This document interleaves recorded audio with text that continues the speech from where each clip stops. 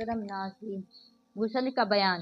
غسل کرنے والے کو چاہیے کہ پہلے گٹے تک دونوں ہاتھ دھوئے، پھر استنجے کی جگہ دھوئے اور ہاتھ اور استنجے کی جگہ پر نجاست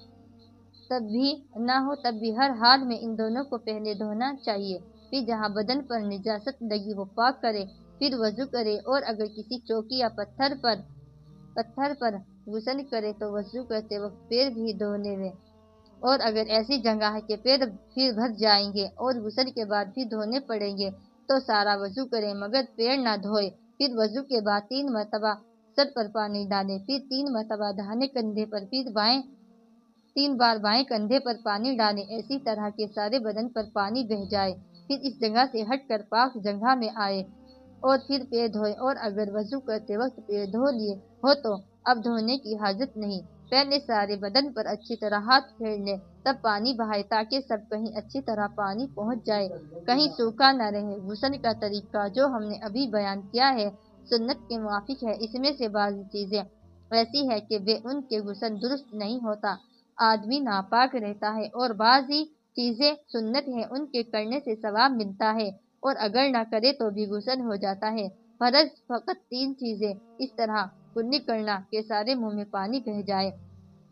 پہنچ جائے، ناک میں پانی ڈالنا جہاں تک ناک نرم ہے، سارے بدن پر پانی پہنچانا،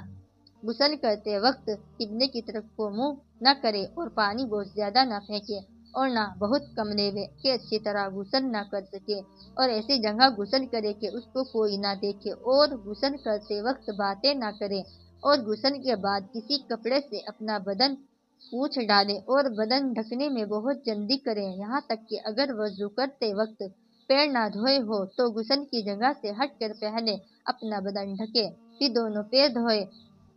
اگر تنہائی کی جگہ ہو، کوئی نہ دیکھ پائے تو ننگی ہو کر نہانا بھی درست ہے، پھر کھڑی ہو کر نہائے، چاہے بیٹھ کر، چاہے غسل خانے کی چھت پٹی ہو یا نہ پٹی ہو، لیکن بیٹھ کر نہانا بہتر ہے کیونکہ اس میں پردہ زیادہ ہے، اور ناف سے لے کر گھٹنے کے نیچے تک دوسری عورت کے سامنے بھی بدن کھولنا گناہ ہے۔ اکثر عورتیں دوسری کے سامنے بالکل ننگی ہو کر نہاتی ہے، یہ بڑی بری بے غیرتی کی بات ہے۔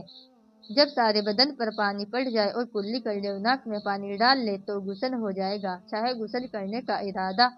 ہو چاہے نہ ہو۔ تو اگر پانی برستے میں ٹھنڈی ہونے کی غرض سے کھڑی ہو گئی یا حوض وغیرہ میں گر پڑی اور سب بدن بھیگ گیا اور کلی بھی کر لی اور ناک میں پانی بھی ڈال دیا تو غسل ہو گیا۔ اسی طرح غسل کرتے وقت کلمہ پڑھنا یا پڑھ کر پانی پر دم کرنا بھی ضروری نہیں، چاہے کلمہ پڑھے یا نہ پڑھے، ہر حال میں آدمی پاک ہو جاتا ہے، بلکہ نہاتے وقت کلمہ یا اور کوئی دعا نہ پڑھنا بہتر ہے، اس وقت کچھ نہ پڑھے۔